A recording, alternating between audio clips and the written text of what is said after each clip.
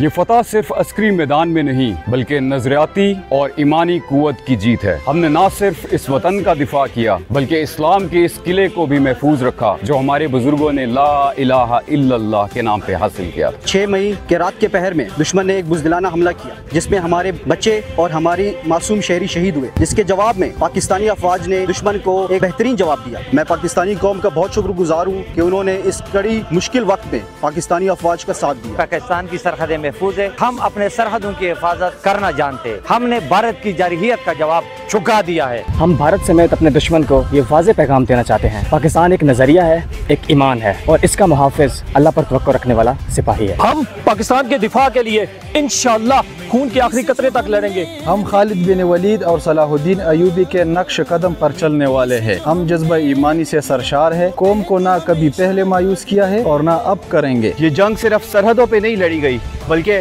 ہر پاکستانی کے دل میں لڑی گئی ہے۔ ہم وہ قوم ہے جسے مٹایا نہیں جا سکتا۔ الحمدللہ ہم نے بھارت کو دھول چٹا دی ہے۔ اب اگر بھارت نے کسی قسم کی جارحیت کی دوبارہ کوشش کی تو ہم لا الہ الا اللہ کے پڑھنے والے اپنے ان ٹینکوں کے ساتھ بھارت کو بھرپور جواب دیں گے اور اپنے وطن کا دفاع کریں گے انشاءاللہ۔ نعرہ تکبیر، اللہ اکبر، زندہ باد، پاکستان، زندہ باد۔